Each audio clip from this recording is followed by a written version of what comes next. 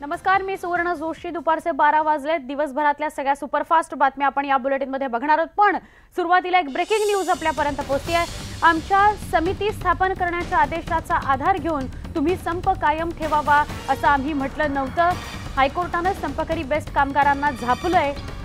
समिती स्थापन झाल्यावर तुम्ही संप मागे घ्याल अशी आमची अपेक्षा होती। संपावर कायम राहून तडजोडीची चर्चा करणं योग्य नाही असं हायकोर्टाने म्हटलेलं आहे। हायकोर्टाने संपकऱ्यांना फटकारलेला आहे। समिती स्थापनेनंतर संप मागे घेण्याची अपेक्षा होती असं हायकोर्टाने नमूद केलंय। संप सुरू ठेवत तडजोडीची चर्चा करणं योग्य नाही असंही त्यांनी म्हटलंय। आमचे प्रतिनिधी अक्षय कुडकेलवार यांच्याकडून अधिक माहिती घेणार आहोत। अक्षय, काय हायकोर्टाने नेमकं घडलं, काय अधिक माहिती द्याल? सुवर्ण, आपण जर बघितलं तर आज जी हायकोर्टामध्ये सुनावणी होती, मुख्य न्यायाधीश आहे नरेंद्र पाटील यांच्या दालनामध्ये ही सुनावणी पार पडली। आणि या सुनावणीमध्ये ज्यावेळी युक्तिवाद सुरू झाला, या संपाच्या पार्श्वभूमीवर पहिल्यांदाच मुख्य न्यायाधीशांनी या सगळ्या संदर्भात जो कोर्टाने समिती स्थापन करण्याचं सांगितल्यानंतर संप मागे घ्यायला हवा होता, संप सुरूच ठेवून तडजोडी किंवा वाटाघाटी सरकारसोबत करणं चुकीचं असल्याचं म्हणत संपकऱ्यांना झापलं। मात्र यासह ज्यावेळी बेस्ट प्रशासनाने आपली बाजू कोर्टासमोर मांडण्याचा प्रयत्न केला, त्यावेळी बेस्ट प्रशासनाकडनं सांगण्यात आलंय की आम्ही संपासंदर्भात चर्चा करायला तयार आहोत, मात्र कुठल्याही परिस्थितीत संप करून आम्हाला धमकावणं हे चुकीचं आहे। आणि अशा पद्धतीचा युक्तिवाद हा बेस्ट प्रशासनाकडनं मांडला। तर दुसरीकडे महापालिका प्रशासनाच्या तिजोरीवर बेस्टचा जो उपक्रम आहे याचा अर्थसंकल्प जर महापालिकेच्या अर्थसंकल्पात विलीन झाला तर अतिरिक्त ताण हा सगळ्या तिजोरीवर ओढवण्यात येईल आणि बेस्ट उपक्रम हा तोट्यात असताना अशा पद्धतीचं करू शकणार नाही, अशा पद्धतीचा युक्तिवाद महानगरपालिकेने या सगळ्या संदर्भात केलाय। तर ही एकंदरीत इथपर्यंतची सुनावणी आतापर्यंत झालेली आहे। त्यामुळे कुठतरी महानगरपालिकेने जी भूमिका या ठिकाणी मांडली, जी भूमिका बाहेर मांडत आली होती महानगरपालिका, तीच भूमिका हायकोर्टामध्ये महानगरपालिकेने मांडली आहे। आणि या सगळ्या संदर्भात बेस्ट प्रशासनाकडनं आणखी संप मागे घेतला नाही तर शिस्तभंगाची कारवाई करू आणि त्यासाठी सुद्धा आम्हाला न्यायालयासमोर युक्तिवाद करावा लागेल। नक्की अक्षय, विवेक कुलकर्णी यांच्याकडून आपण माहिती घेऊया, तेही आपल्या संपर्कात आलेले आहेत। विवेक, काय अधिक माहिती द्याल, काय नेमकं कोर्टात घडलंय?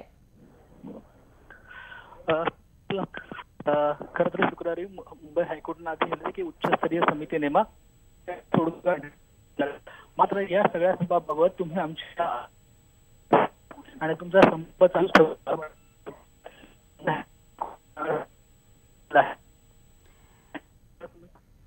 विवेक, पुन्हा आपल्याशी संपर्क प्रस्थापित करतो, कारण आता आपला आवाज आमच्यापर्यंत नीटसा पोहोचत नाहीये। या घडीची सगळ्यात मोठी बातमी आहे, संप कायम ठेवा असं आम्ही म्हटलं नव्हतं। समिती स्थापन झाल्यानंतर तरी संप मागे घ्यावा अशी अपेक्षा होती असं हायकोर्टाने म्हटलं आणि हायकोर्टाने संपकऱ्यांना झापलेलं आहे। आता आपण पुढच्या बातमीकडे वळणार आहोत आणि पुन्हा बेस्ट संपासंदर्भातले सगळे अपडेट्स आपण घेत राहूया। मनसे अध्यक्ष राज ठाकरे यांनी मुख्यमंत्र्यांची भेट घेतली। मुख्यमंत्री देवेंद्र फडणवीस यांना त्यांनी अमितच्या लग्नाची पत्रिका दिलेली आहे। अवघ्या 4 मिनिटांमध्ये या दोघांची भेट आटोपली। राज ठाकरे मुख्यमंत्र्यांच्या भेटीला आलेले होते। अमित ठाकरे यांच्या लग्नाची पत्रिका देण्यासाठी त्यांनी मुख्यमंत्र्यांची भेट घेतली, पण ही भेट फक्त 4 मिनिटांमध्ये आटोपली। या भेटीमध्ये लग्न पत्रिका देण्याव्यतिरिक्त काही संवाद झाला का याविषयीची आपण माहिती घेऊया। मात्र थेट जाऊया यासाठीच आमच्या प्रतिनिधी प्राजक्ता पोळ यांच्याकडे।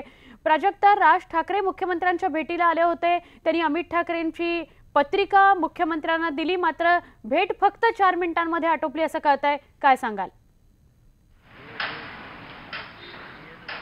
नक्कीच ज्या पद्धतीने आपण सुवर्ण बघितलं की जवळपास 10:30ची राज ठाकरेंची इकडे जी वेळ होती, परंतु राज ठाकरे जवळपास 11:12 वर्षा बंगल्यावरती पोहोचले आणि त्यानंतर अवघ्या 4 ते 5 मिनिटांमध्ये राज ठाकरे वर्षा बंगल्यावरून बाहेर निघाले आणि त्यानंतर मुख्यमंत्री सुद्धा त्यांच्या कार्यक्रमासाठी वर्षा बंगल्याहून रवाना झाले।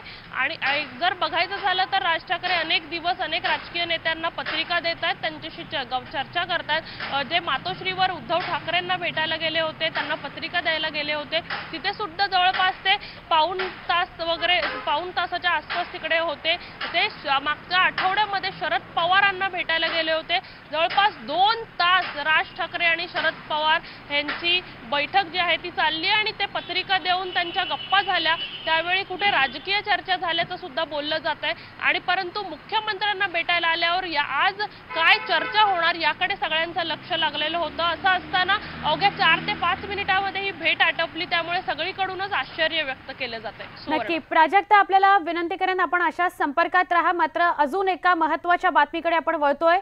मुख्यमंत्री देवेंद्र फडणवीस यांचा उद्धव ठाकरेंना फोन गेलेला आहे. बेस्ट कामगारांच्या संपासंदर्भात या दोघांनी चर्चा केलेली आहे. मुख्यमंत्र्यांनी शिवसेना पक्षप्रमुख उद्धव ठाकरेंना फोन केला आणि संपासंदर्भात चर्चा केलेली आहे.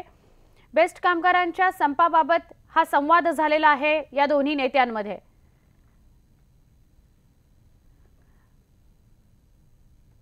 आमच्या प्रतिनिधी उदय जाधव यांच्याकडून आपण अधिक माहिती घेणार आहोत. उदय, या फोन संदर्भात, या दूरध्वनीवरून झालेल्या संवादासंदर्भात काय अधिक माहिती सांगाल?